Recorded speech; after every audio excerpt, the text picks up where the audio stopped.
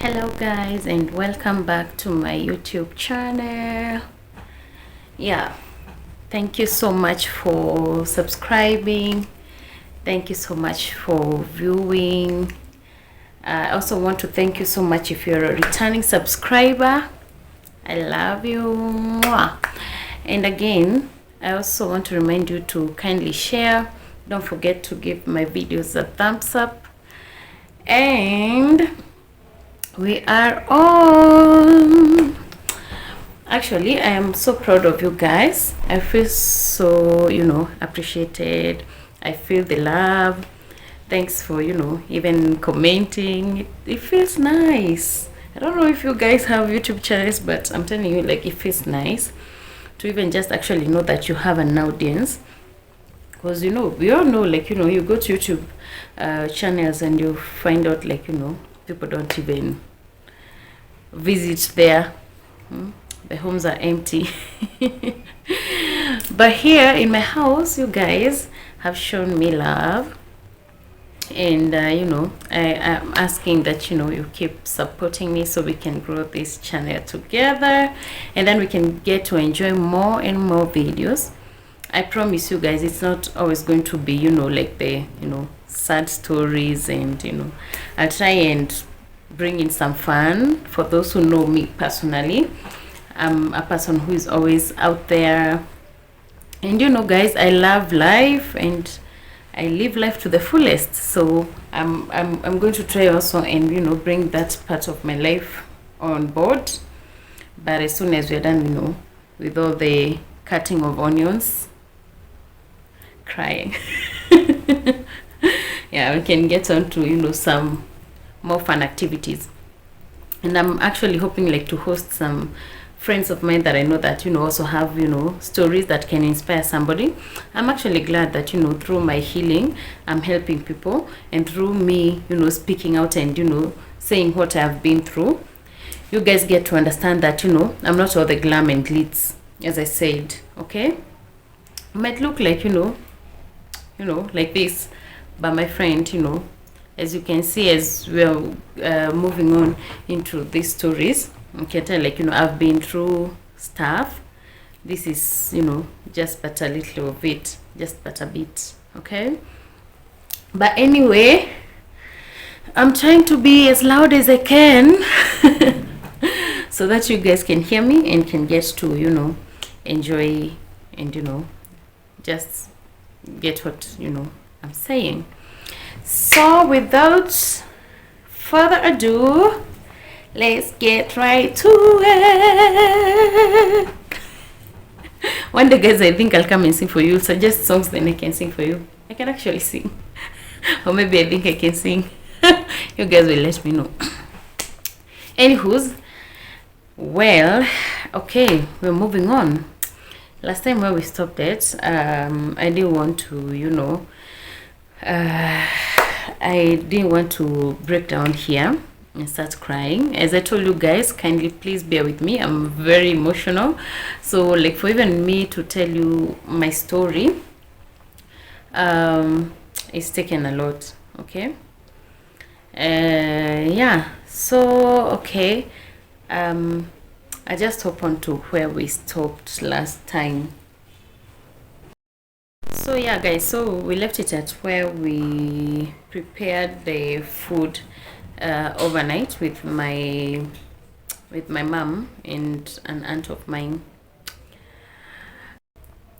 Yeah, and then voila, the day was here. During the day,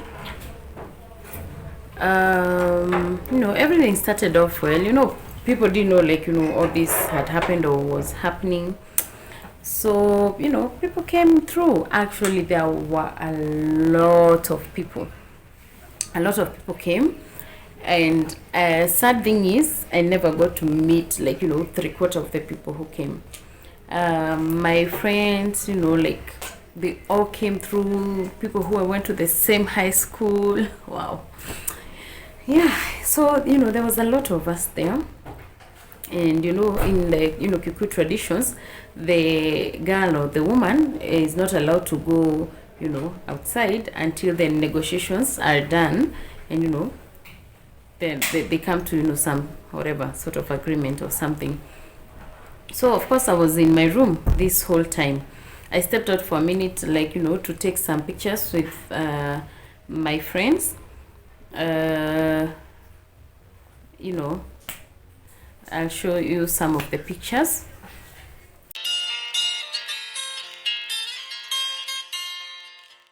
And then I went back before, but that was quite earlier, before when people started coming in. So the better part of the day I was in my room, and my sister was also joking again, like are you sure this guy is going to show up? Because he was really good at standing up people and not showing up. That could have been his second name. So okay, but one thing I always say like this was God's work. They came in very late, because most part of his family was coming from quite far. I think, I don't know, Nakuru or something like that, all the way to my home in Kiambu. So you see, that's quite a distance. I don't know, but I always think like this was all God's doing, because what happened is well, I'll tell you a bit later. So they came quite early, and for me, you see, I was locked in my room this whole time. At least I was with some of my close friends, so we were just there chilling. So the day went by well, I think, because I was not really involved in whatever was the negotiations or whatever was happening. And then we went, there's those things you do traditionally, apples, nini. Nikaambiwa ni promise. I say it in Kikuyu, then I'll try and translate it. Johie no toya ama sijui twanywa nduga tutahikithia. Why? I'm so sorry actually. What I'm saying is, to translate it directly, they asked me to promise that then it's like they're never going to it's more of give back whatever they have taken.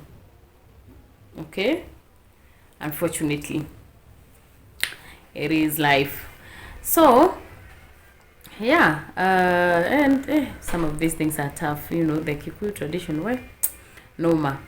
But well, yeah, that was that. And as I said, they came in very late, so we didn't even have the chance to even go out to interact with our friends, the pictures, all those other stuff that goes on. It's not a lot in my tradition, or rather from our home, what was happening. It's not a lot that was to be done outside, but we never went outside. Thank God. People didn't have pictures of us. People didn't get any pictures of us. Most people, and like even in my home, most people don't really know me. I don't know why, but I don't know. And again, I'm not like when I go home, when I'm at my mom's, you'll always find me in the house or something, like me utainipata kwa barabara or something. So most people don't even know me. So I'm sure like even most people from my village were coming to actually see this Marion. They know Marion because my mom anaitwa Mama Marion, but they don't know Marion the girl. And again, we have very many girls, so it could be very hard for somebody to figure out like which one of us it is. So God saved me from that. People never got to see me apart from now, like my friends who are who are in the house, because it got very late. Actually, I remember when we went out, tulikuwa tunamulikwa na torch, because I don't even know like what had happened to the stima and whatever. Tulikuwa tunamulikwa na torch, so like what is the guy, and huyu ndo bibi harusi, so people didn't even get a chance to take a single picture of us together. Thank God, and then so that was a big thing for me. Like I always remember, and I'm like, oh thank God, like people didn't get those pictures of like unaona venye walikuwa nakaa, unaona venye sijui nini. And I'm telling you guys, kitenge tulimatch kitenge.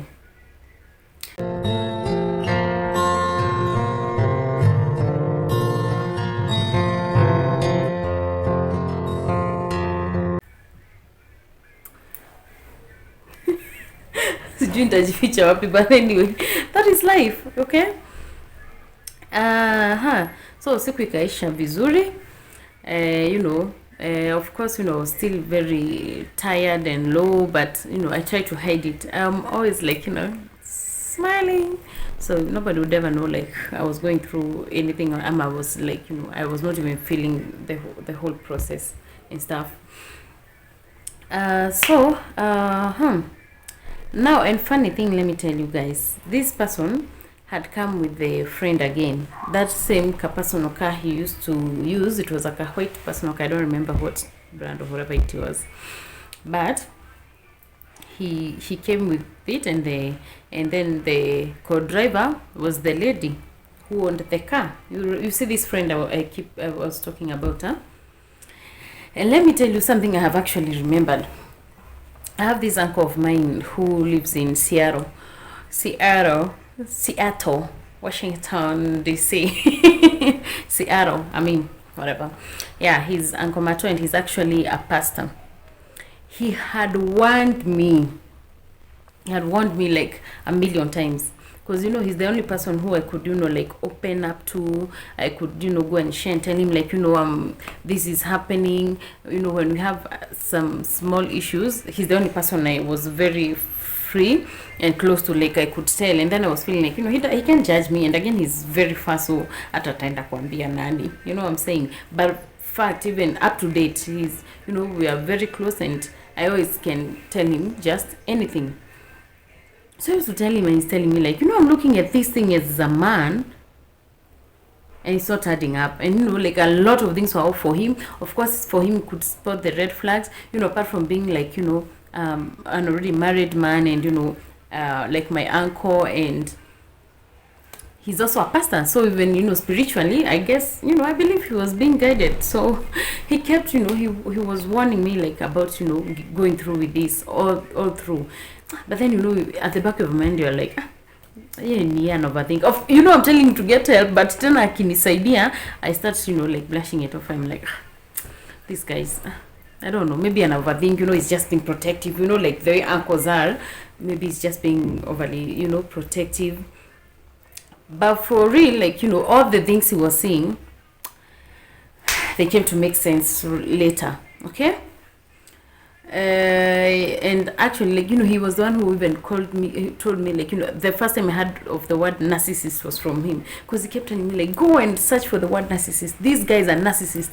Everything you're telling me, like he's behaving like it. Then you go and check, and then you're like, it's true, but then you're like, panda, maybe an overthink. I just didn't like take him too seriously. But up to date, I've never forgotten a word he told me, or the things he warned me about. And he actually pulled me out of a very steep, fall and hole, like deep hole. Because he actually, I'll tell you later, but he's the same person who helped me with, like the cancellation of the wedding. Okay. Yeah. So,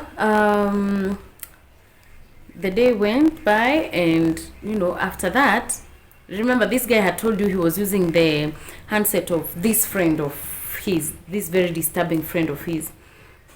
He was using the phone, like the handset and the SIM card were both the ladies. So it really bothered me, and then I was like, hey man, like we can't keep doing this. I remember at one time he was texting me at around even, I don't know, like I don't know if it's in shags or something, like, but it's just that time you guys chat, like even could chat even the whole night. So he's texting me, and it's at like about 2 p.m. at night, and he's still using this lady's phone number. Hi, and I was like, hi, babe, huh? This is weird, because you're telling me this lady is married, atako na watoi. Okay, so what was I saying? Yeah, he was using the same phone. So I was like, and it's at 2 p.m. I'm like, hi, a married woman who has even a husband, actually. Just it's husband. You can be married and you're not seriously married. These men lie to us. Not seriously married. you know, you were saying like the husband is there, you know, even friends with the husband, but this lady has the audacity to give you her phone, and you can use it like, you know, even overnight. You know, I was trying to think like, you know, my mom giving another guy at because they are friends her phone aende akatumie. Hey, I think my dad would go crazy, or any other man. Honest, just tell me, does it really make sense? Honestly, hata kama ni exaggerate or something, like, did that even make sense? No, it didn't. Okay. So anyway, yeah, we had a, you know, like a very huge argument, and you know, about that, because I was like, I know this is too much. Please, you know, just go and get your online or whatever, because like, you know, this is now too much. Okay. Of course, he kept saying like, you know, I know why I'm doing this, you nini, but it's okay, like, you know, I'm tired and nitafute some other line. Saa hii story by the way ilinisumbua. That was, you know, the hiyo sasa when it got to that, I was like, now this one hapana, me I can't. And now in all the stories this lady alikuwa na pop up sana, because I remember even later, now after even I've called off the wedding and everything, my friend Joy was telling me like, you know, I remember actually he used to tell me about this friend of his, not this same common friend, ati sijui alikuwa anaenda kuvuna mahindi. Juu mimi nilikuwa napeanga story zote. Alikuwa anaenda kuvuna mahindi, he needed 30k, huyu rafiki yake ni alimpea, sijui gari iliwaifanya nini. Me I didn't even know all those stories, but most of them nilikuwa najua. So ananiambia, and I'm like, so you have also heard of this friend? So I'm not going crazy, okay? So for me, like, you know, it became too much. And then this uncle of mine, I'm telling you, Uncle Mato from Seattle, he was coming to Kenya at the very same time. I remember my ruracio was around date 17th or 18th November of 2018.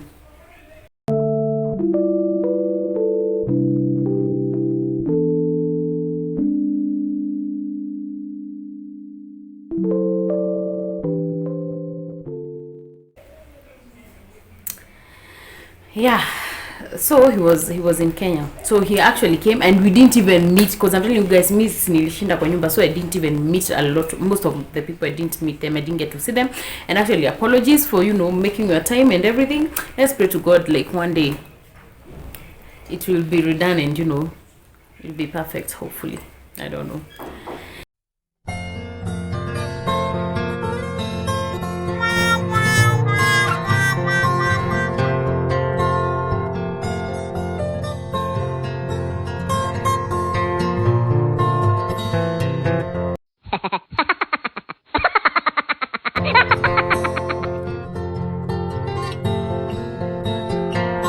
So anyway, yeah, so he came, and then we decided, like, you know, to meet, because now, you know, it was getting worse and worse by day. So I chose to, so we met. No, later after the ruracio day, I went and told him, and he was like, you know what, if you're not calling off that effing wedding, I'm the one who's going to call it off. Because nothing was adding up for him. Nothing like was making sense, and he was like, and I'm telling you guys, I was stressed. You know, the way you even slim, and people can tell, like, you know, hadi watu wanaanza kuuliza, kwani, if there's an aunt of mine who raised that concern, ako like, kwani ni mwenyenye, as we call it, mwenyenye, HIV, or AIDS. Kwani maro nuko na mwenyenye, because like, I'm telling you guys, I was crying all the time, because I'm like, you know, I'm stuck. I don't know what to do. Now the ruracio is done. We are here. Sasa we are focusing on the wedding. But my head can't, like my body can't. And now I'm wondering, what do I do? I'm still here in charge. Kila mahali. From Facebook, sijui wapi. Bibi harusi, bibi harusi, bibi harusi. Now that thing was eating me up. And I was stuck. I didn't know what to do, guys. So, well, I went and talked to my Uncle Mato. And then, you know, that is what he said. He said, like, you know, if you're not going to cancel or call off this wedding, I'm the one who's going to do it. And he gave me that chance. And so I remember, before then, what had happened, I went home, and I told before going home, let me remember the sequence, Polly. Yeah, Actually, I first met my friend Joy in town. I think she was coming from work. And I told her, you know what, Joy, I'm going to call off the wedding. And I explained to her now some of the things that she didn't know. And then she was like, wow, I didn't even know, like, you have gone through all that, or, you know, like, you had all these issues. And then, you know, the guy was looking very innocent. And, you know, I'm telling you, like, kila mtu alikuwa anamtetea. Everybody was on his side. Because for me, I'm not saying anything. So nobody knows what is going on. Okay? They're just saying, like, you know, a very nice guy here and everything is perfect. Because Marion is showing them, like, you know, you're cool, you know, we're having the wedding, everything's fine. But which was, you know, actually wrong and false, okay? Yeah, so I told her, and then I proceeded home. And I went and told my parents, you know what, you know, I'm not having the wedding. I don't want anybody to ever tell me about the wedding. I don't care about the ruracio. Mrudishe mali ya wenyewe. I don't want to hear anything about it. Period. Sayo mimi nalia. You see, I've not told them anything else. That is it. Hawajui hizi stories zingine zote za mvutano za nini za, you know, like, yeah, they didn't know everything else. So I told them that, and that was final. Na nikaenda kulala mimi, but of course nienda kulia. So my mom is like, Marion, you know, she's very emotional, so she just calm down. I think, and you know, she's just acting from emotions. She will calm down. Hey, wakiona kama ni mchezo, I started not leaving my room. Niko huko, I'm crying the whole day. I don't want to see anybody. I don't want to talk to anybody. The guy is up here, nilimwambia, like, you know what, I'm not doing this. I am tired. You know, this is it. Like, this is over. Like, I can't continue with the wedding. I'm sorry. So, of course, he told the best couple. Best couple alinikujianga. I remember alikujanga kanitoa literally, the lady. Kwa kitanda. I'm telling you guys, I was not leaving my bed. Sijui sasa hiyo ilikuwa point of depression. I think I was already depressed, so ilikuwa ina accelerate. Okay? So she came, pull off from my bed. Then you know what? We vaa tu viatu tunaenda. Hivyo tu, by the way. Like nilivaa, I think, tu kitight, nikavaa maviatu, tukaingia gari yake, tukaenda. So she's trying to, like, you know, talk to me and understand what is going on, because you see, even for them, they don't know anything. I think the guy pia alikuwa anambia, oh, Marion amefanya, but for me sikuwa iwaambia zero. Okay? So tukaenda, we were going to I think Muranga. Tukaenda before the hubby was, I think, uko Muranga. So tukaenda, akaniuliza, I started explaining to her, like, you know, these are the things that are happening, and my biggest red flag is this lady. She doesn't make sense to me, and she's, you know, she's quite a huge concern to me. Okay? And also, did I tell them about the baby mama? I'm not sure. I think that one, nilikuwa nimeficha watu wengi. I'm not sure I told them about the baby mama. So I told them a story, nini. So of course for them, they don't wish for us to, like, you know, separate or anything. They were like, you know, we can try and, you know, this can be mended, this can be fixed. So we came back, we picked the guy, nini, wakaenda wakatuuliza. So, Marion, what are your issues? Now I'm facing the guy and I can't talk. I can't, like, tell them or say, like, you know, this is what is happening, or these are my red flags. So the guy is like, oh, sujui nini, blah blah blah. Oh, Marion has been having these issues, but I don't even think it's a concern. Oh, she raised the issue of my friend, and I don't think it's a concern. This woman, you know, she's even a respectable person, so it's nothing to worry about. And then, so I told them a bit of it, like, you know, I had already told the lady most part of the story. So I told them, like, you know, yeah, for sure this lady is quite concerning, and especially the part that he's even calling me using her number is too much. And then I remember one time aliniambia, now after the ruracio, oh, nilifungiwa nyumba. Sasa unajua venye amehaso pesa ya ruracio, nilifungiwa nyumba, I had to go and sleep kwa huyu rafiki yangu. Asubuhi nyingine nikampigia, I'm even getting mad. Nikasikia sauti za watu hii. Nikamuuliza, na kwa niko wapi asubuhi ya 6? Ati unajua juu nilifungiwa nyumba, ilibidi nikuje nilale kwa gari ya huyu mama.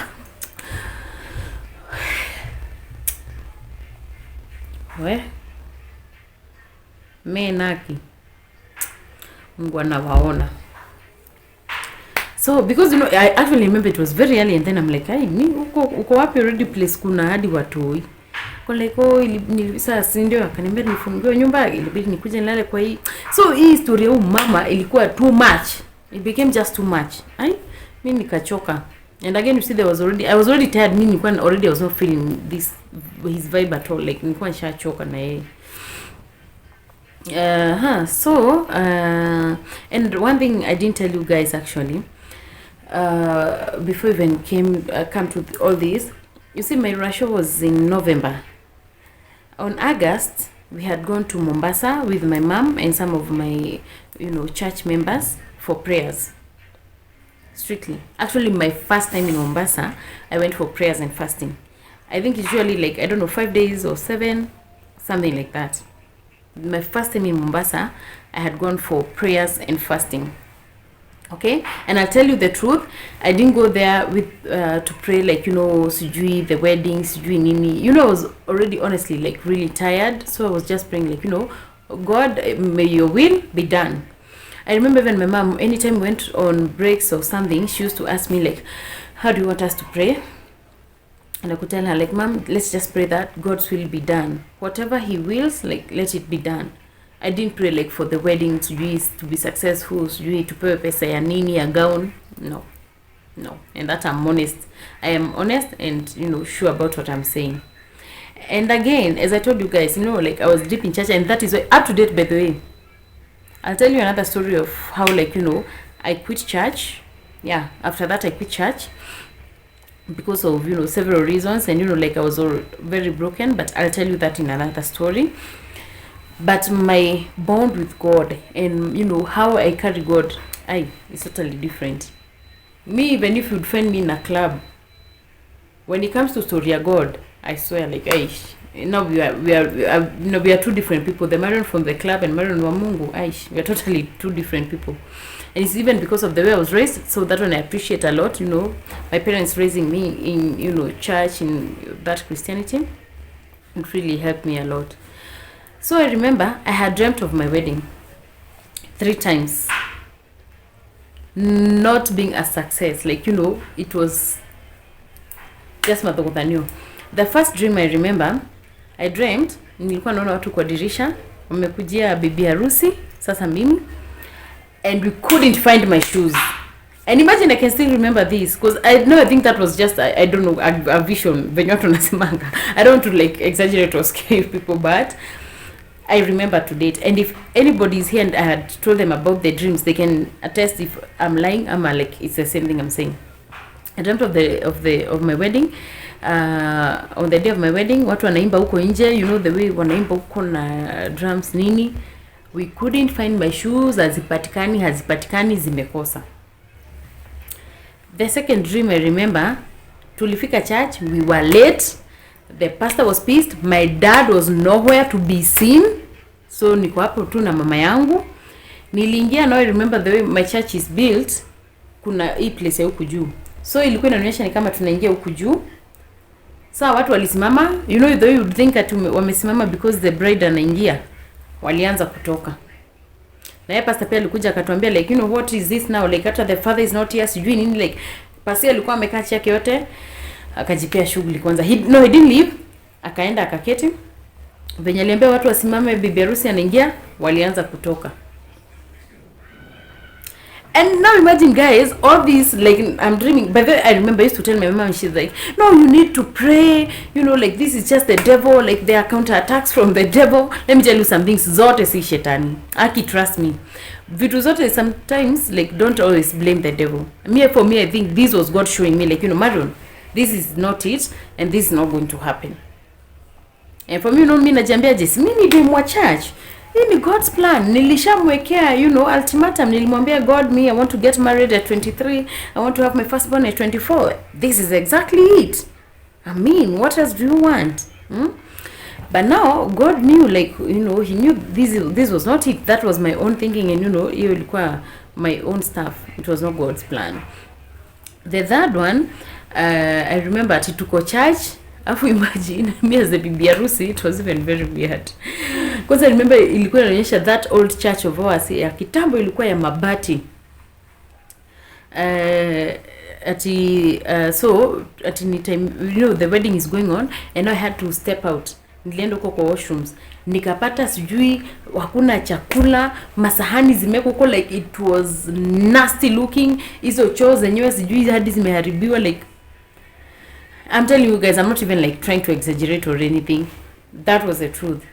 I had those 3 dreams, and I kept telling my mom. My mom is also very, staunch sana, like she's a very staunch Christian.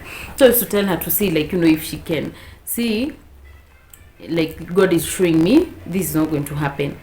For her, she was like, no, Marion, you need to pray. You're overthinking. When don't like your mentality, like, your wedding is not going to happen. But I'm telling you guys, truth be told, that was God showing me, like, Marion, the wedding is never going to happen. But then I turned on what? A deaf ear.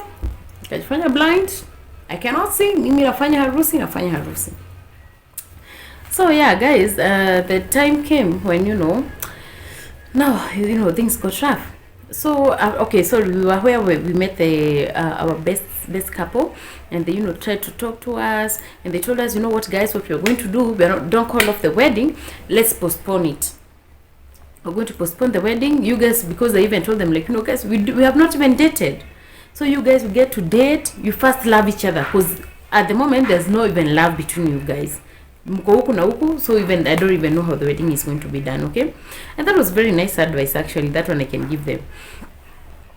Yeah, so we were told to go and date, and we postponed the wedding instead of it was supposed to be, when was it? I don't quite remember, but it was haikuwa mbali sana, okay? So we were told to postpone it, we give it like even like a year, then we can do the wedding. And that was it. So we settled on that. Na akaambiwa karibu nitaje jina yake. Dofori. Please don't call Marion, because alikuwa tu na my issues, like I don't even remember what we were fighting about, but it was very ugly and nasty, okay? So akaambiwa don't even call her. If you call her to tell her you love her and stuff like that. The way this guys advise you, and that's it. But I'm telling you guys, the next phone call, unajua venye nimehaso kupata hii pesa ya ruracio, alafu unanifanyia hivi. And I'm telling you guys, I don't even have the energy. Mi sina hata energy like to take all that. Actually, if we had tried, like, and we go and try and date or be friends, God, Jesus, I'm starting to become emotional. I'm sorry. Maybe it could have worked. But now this guy, like, hata kuipea chance. Aliweza tena kunipeleka sijui nini, akaanza kuniambia mimi nitajinyonga, nitajiua, if you do this to me nitajiua, and I can't even postpone the wedding. Like I told him, like, we were told to try and postpone the wedding and see if, like, we can work things out. But then he was like, mimi hata nitajiua kama we are not doing the wedding now, it's never. So if you're not doing the wedding now, it's okay, like, if we are done, that is it.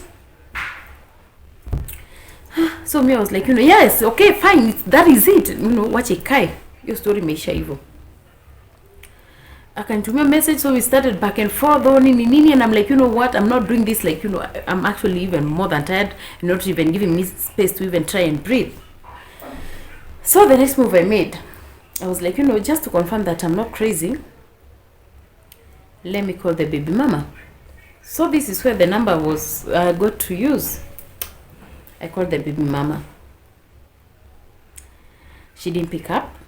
Then she was like, what, I suggested her phone ilikuwa na shida, so just text. And I thank God, because I remember, actually, I don't know what had happened to my smartphone. Me atakuwa na smartphone. Nilikuwa too stressed and depressed. Sikuwa hata na smartphone. So nilikuwa na text from Kabambe I had. Actually, I remember the best couple alikuwa for some reason, I think, they were nice people, but they, again, hata niko na story yao baadaye, but whatever. Hiyo part zenye nasema ni mzuri. Me, I always say, like, if you did something good, I always say it was good. Sitaisema at least you kufanya ulifanya kitu mbaya. Kama if they did something good, they did something good. Alinunulia Kabambe when I didn't have a smartphone, and that was something nice. It was very generous and kind of her, okay? So nilikam text, and I thank God. I wish I still had it, because me, I keep receipts. Ni vile yako kasimu kalibiwa. Hizo messages hata siku delete hata moja, just in case. Anyway, you ulizo swali. But unfortunately, I don't have them now. But the truth of the matter is, I called. Okay, now see, she decided. She told me like she can't talk. Sijui simu yake iko na shida, so we text. So I text her and I was like, hello, my name is Marion. I'm getting married to your ex. I don't know if you know, but there are a few things that I'm seeing. I just went right into it. I was like, there are a few things I'm seeing, and I'm sorry, but I would like to know why you guys kosanad. Okay, she told me like, who did he tell you I am? Baby mama, one night stand. Guys, I'm telling you, she was not the baby mama. She was not the baby mama. She was married to him for 5 good years. Yep. Rugano. Guys, I'm telling you. Mimi nilipigwa na shock. I remember kwanza hiyo simu yangu smartphone hapo ndo ilikufia vizuri. Niligongesha ukuta. Because I'm telling you guys, I was depressed. I was already frustrated. So naambiwa kitu tu like unasikia tu ni kama unawaka moto. Yeah. Well, through this, they were separated at the moment. But she was not just a baby mama. Sijui like the way he had told me at in one night stand, and now sijui nini wakapata mtoi, and he still supports the kid. Of which lies, he was not supporting the kid. He was not supporting the kid. The lady told me the whole truth. And for me, I always say like, I stand with the truth. And what she told me is what I tend to believe, because if anything, I had seen the type of guy he was. And I remember even some texts. Of course, Madam Vayatuko, so me I had gone through his phone kwanza kwa text. Because me, I was always worried about her all this time. Not knowing when she was not even the problem. So I was sometimes I used to check, sijui nini nitumie pesa yangu za mtoi, sijui mtoto anaingia nini, anafanya nini. No, hakuwa anatuma, alikuwa tu stories zake kama venye tu alikuwa ananiambia, lakini mimi akwanidanganya na msupportingi hata appreciatingi, but I could see. Nile tu hapo again I was like, this is the ex, so utaki tena put a lot of effort hapo, just some selfish tactics or whatever. But I could see. So it was true. What she told me was the truth. She was not a baby mama. They were married for 5 years. She was, actually very well known to the family. But well, at least they were not together at the moment. So I asked her, like, what actually happened? Was he like, violent? Did he cheat? I don't want to tell her exactly what I had seen. I don't want to mention it because guys, like, I'll have sold out my story. But I can tell you like what I was seeing. So I wanted her to at least maybe confirm or tell me something like, hata mimi niliona hivi. If maybe kani kunichapa alikuwa amenichapa, ningetaka nisikie, did she ever like, beat you? Was he ever violent? But now that was not the case. So I wanted to hear like at least anipe tu kitu tu hivi ya yenye itaniprovia I'm not going crazy. Okay? So akaniambia alikuambia actually she used to flip the question back to me, akaniuliza wewe alikuambia tulikosana juu ya nini? Nikamwambia he told me okay, on God, ati alipanda mahindi ukaenda ukavuna ukauza. And listen, baby mama sort hawaishi pamoja. I don't even know how nilikuwa nimebelieve your story, because mimi nitakuwa baby mama wa mtu alafu nijua alipanda mahindi niende ushago kwao nivune na niuze. Akiwacha tu nicheke vitu zingine tu, they don't even make sense. Hey, akawaka moto. Sijui nini, actually that shamba nilikuwa nimepewa na baba yake. Kai mwadhani mimi nilikuwa nashtuka. Mimi mtu uliambiwa ni one night stand, anatano tu ni bibi mwenye like hata ni legit kukuliko. Hiyo shamba nilikuwa nimepewa na baba yake, mimi hata ndo nilikuwa nimepanda hiyo mahindi, yeye ndo actually alichukua, alienda akavuna akauza. Me actually, so I'm the one who got mad at that, na nika walk away because and it was more to that. Okay? So nilipea a lot of small things zenye sitashina nikisema because now I don't want to tell her story. But now you see, like, now story yenye nilipewa imekuwa tena it's different. So actually hata yeye ndo alienda kavuna mahindi zenye zilipandwa na the wife. At this point now it's the wife, not just baby mama, na the wife, na akauza na akawacha kwa mata, akarudi Nairobi. Kaifafa. Mimi nashangaa, like, now I started wondering, guys, this is the kind of person I was getting married to. Haya, so nikamuuliza, there was nothing else. Nikamwambia, like, no, I had to tell her, you know, there is this lady when they are so close, and for me it's actually making me really uncomfortable. So Shakaina, sorry, very less. So sorry guys, I'm feeling kind of thirsty na nanyongo na ile kitu nastaki kulia leo, hatutalia. I'll try and finish the story sober. So yeah, nikamuuliza, so nikampea hiyo story ya the lady. Akaniambia, actually even for me I had the same situations. Mimi pia nilimwacha juu niliona kama